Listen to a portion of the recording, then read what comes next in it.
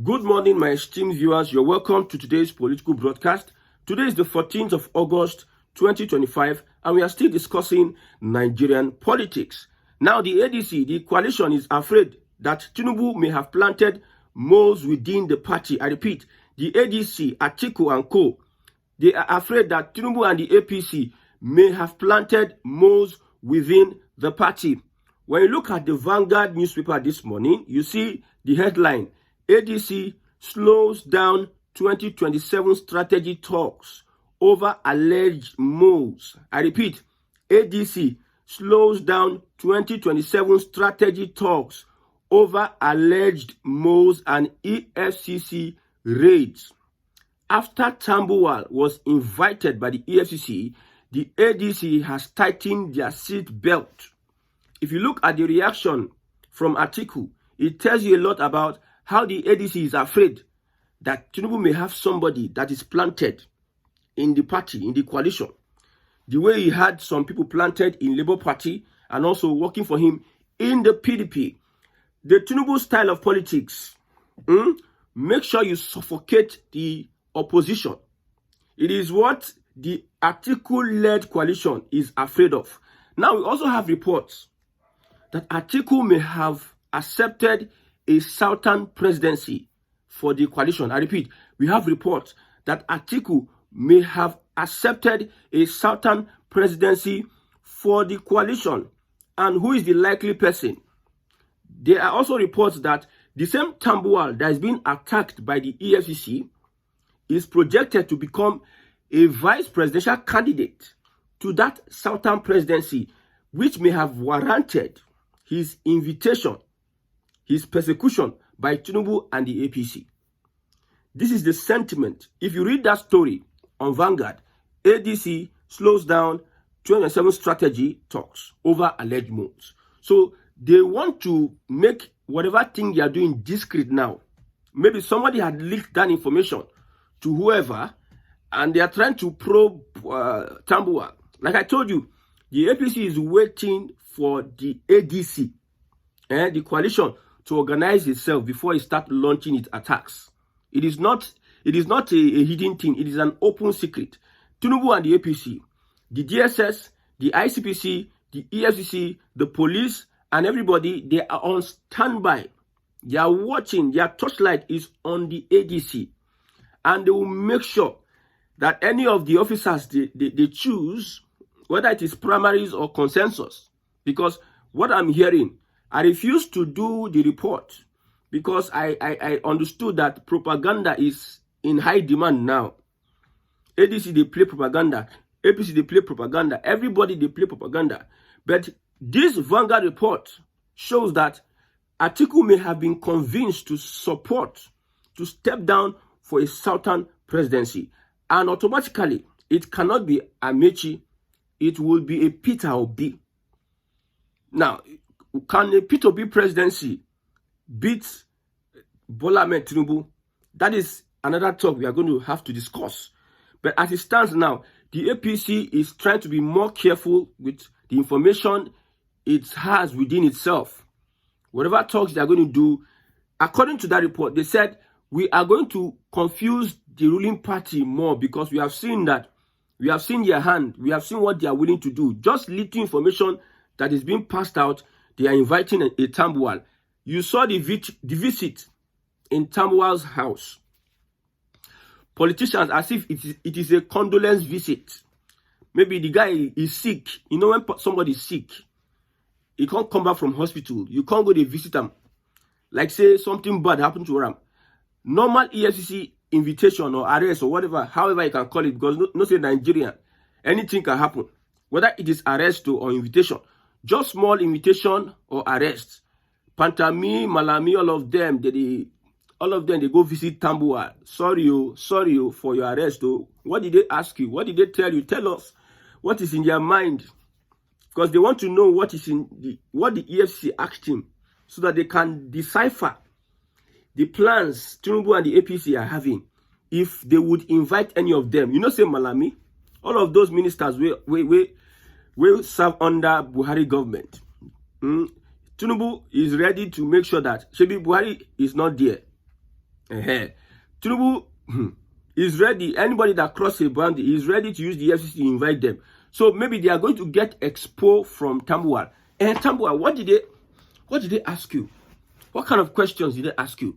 So that they can prepare their own defense. That is my speculation on what happened. Because I don't see any reason why somebody who is a public official or who was a public official will be paid such kind of condolence visit. It is a normal thing if you are being suspected in a society like this and you are invited, you should honor the invitation to go and clear yourself. There's nothing big deal, but you see, everything that happens from now till 2027 is going to be I repeat, everything that happens from now till 2027 is going to be a big deal. Now we have questions. Who may be the most planted by Tinubu in the ADC? When you look at those in the ADC, we have Amechi, we have El-Rufai, we have Atiku, we have Aragbeshola, we have Peter Obi. These are top guys. Now for Fayemi has come out to say that I am not part of the coalition. For Boss Mustafa, because when you look at it critically, almost everybody from the CPC that was in APC is joining the coalition. Almost all the ministers that served under Buhari, they are leaving Tinubu and they are joining the coalition. Look at it critically. Almost everybody who was prominent under Buhari, they are not with Tinubu today. Tinubu is using his own people. He's settling his own boys. Because, you know, under Buhari, they put Tinubu as second fiddle. So, now who is going to be that mole? Who will be leaking our information? Who will be telling them what we are doing? Because they will have inner caucus meeting. You see Peter Obi today, they for Labour Party. Next tomorrow, they for ADC. Look at Anambra State. Peter Obi, they endorse Moalu for Labour Party. They endorse another person for, I think, represent House of Rep or something like that. Or Assembly, whatsoever. He's endorsing two different parties. That shows you a lot about how this coalition wish to confuse the APC. But in all this, can Tinubu destabilize the ADC? That's a big point now. If the ADC, they are not organized to understand that this is a goal we need to pursue. Me, I've said it. This one is my own sentiment. I've said it. Southern presidency is it. Southern presidency is it. Because whatever restructuring we need in Nigeria today, we must connect it through a Southern presidency. Although, if Peter Obi becomes president next year, what he's going to do within 4 years is that he's going to open the eyes of Nigerians to see the need for much more restructuring. Peter Obi becoming president is going to open the eyes of Nigerians to see the need for much more restructuring. We heard of a project, this real project of $60 billion from China. You saw how Nigerians were skeptical about government telling us that this investment is coming. That investment is coming. Nigerians no longer believe the government anymore. If Tinubu enter power, if Peter Obi enter power, 2027, and he starts his campaign for no corruption, this and that, a lot of things will be exposed. If Peter Obi and his boys enter power, you go see a lot of exposure. And the elite, the people that are making it under Tinubu now, would not want a Peter Obi to become president. I tell you, the people want a Peter Obi to become president, but the stakeholders, because becoming a billionaire in Nigeria, you must be able to cheat. At least 98% of billionaires in Nigeria, they always cheat the system. There is no innovation by our politicians. They just steal and do business. And they hide, they keep on staying in power to steal more. They are not innovators. They are thieves who steal money, our commonwealth. That's why we are owing a lot. If an investor wants to come into Nigeria to invest, politicians go, they build investor, we want to invest in your country. If you want to invest in our country, you must pay so amount of money. They would even factor it in policies. They will make it a law. Bribery, they will make bribery like normal thing. I went to look for a house I went to look for a house one time like that. Don't you know that in Lagos, they pay for inspection fee?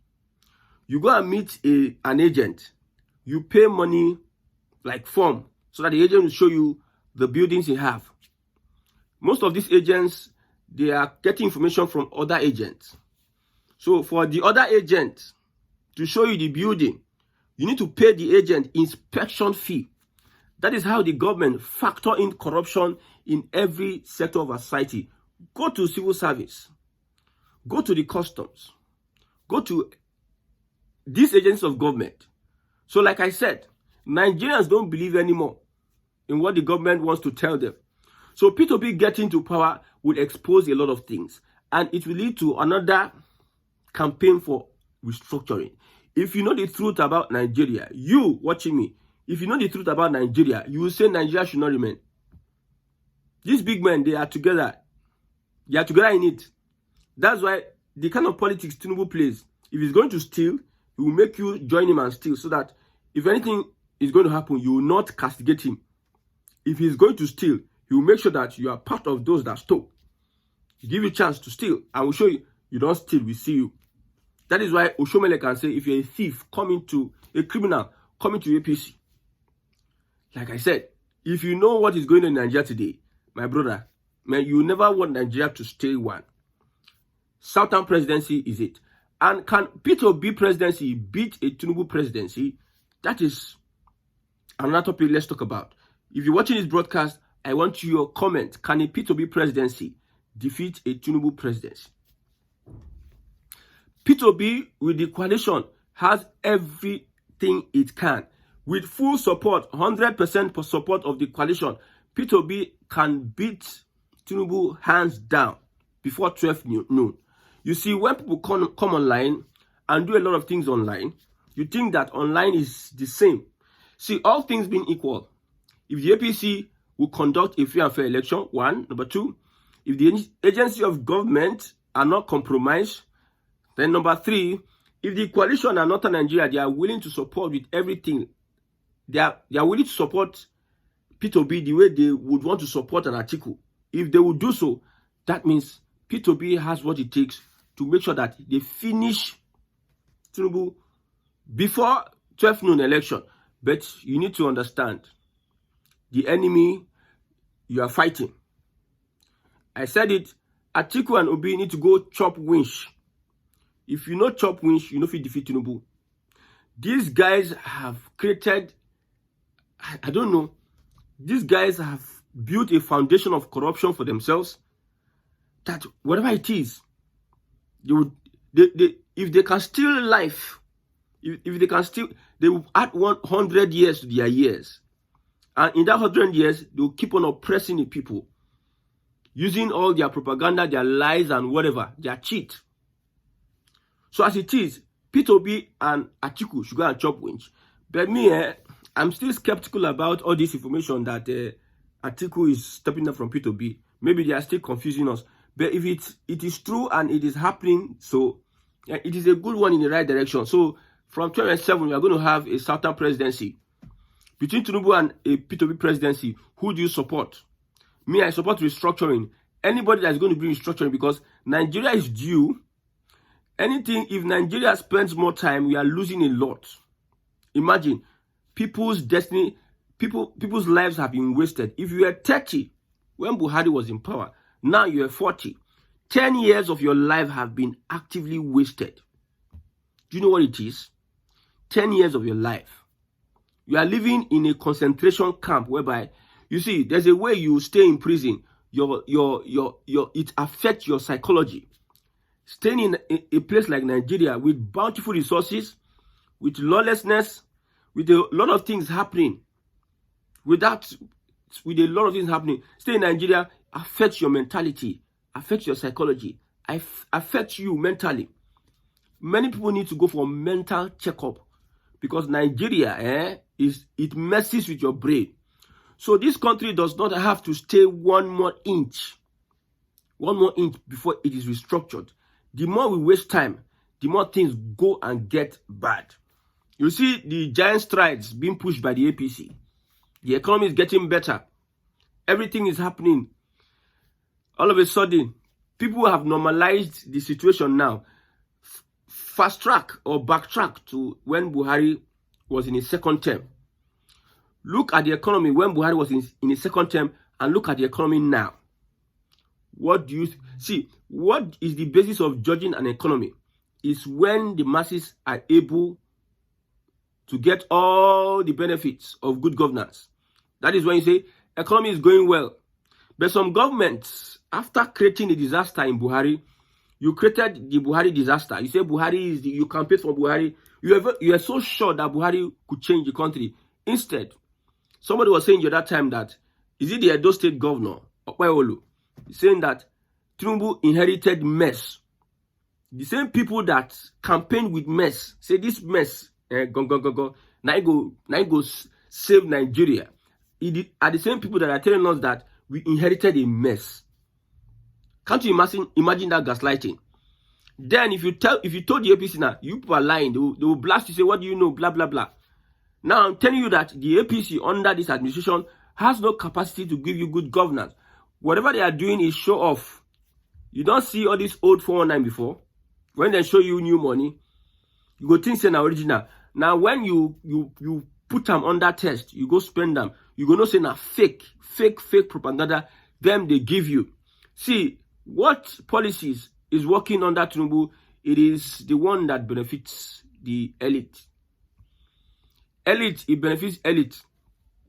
Most people, if you go on the street, most people don't go on the streets. They are just in their mansions, in their houses and everything, just typing their computer and everything. They can just say anything they want to say.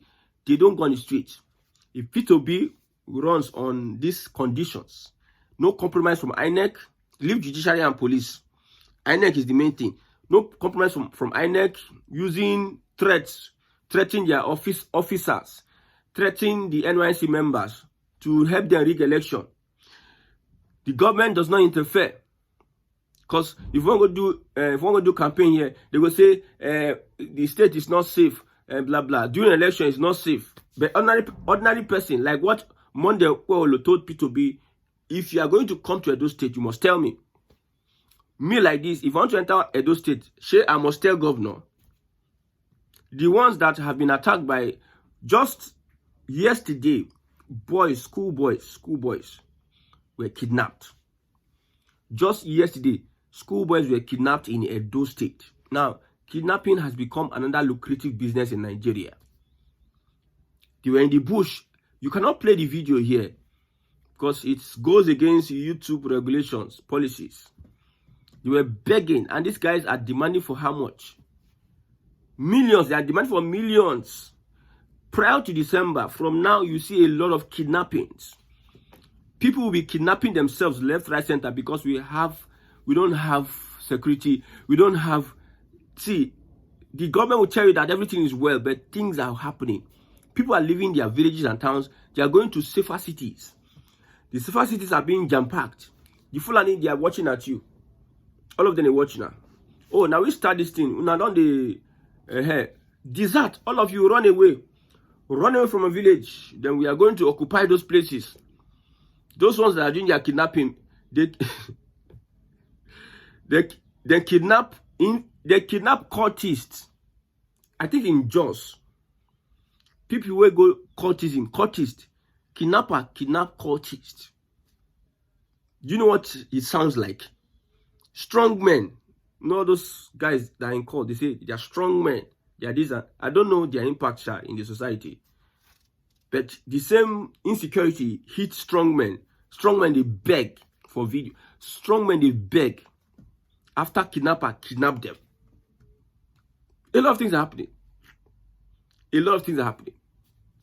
And the government will come and gaslight you. I've told you, I need to repeat myself. Any government that does not uphold rule of law for the average citizen cannot give you good governance, no matter what the governor do.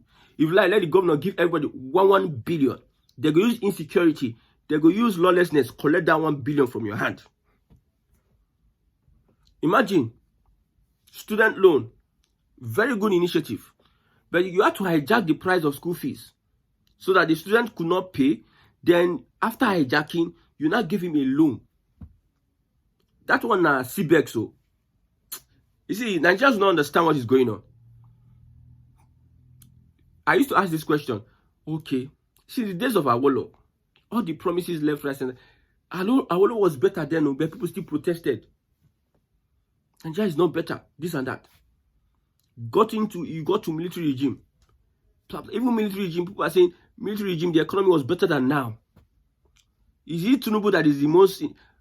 Other very, very technocrat or presidents have come with so many manifestos and everything. They have said everything. Just like today we are. Soludo, a professor, said he's going to turn Anambra to Taiwan or whatever. Where are we today? What is Soludo going to campaign with? Soludo is playing politics, selfish politics, so that he can position himself in 2027. So what kind of, if you look at a system and this system does not uphold the rule of law, if you like, make government, they pay everybody 1 million naira every month, that's insecurity. That rule of law that is not there will collect it from your hand and collect jara. You remove subsidy, Nigerians are paying more. You are collecting from the poor. You add to yourself and your cronies. Big companies are making trillions of naira. They are paying stipends to their workers.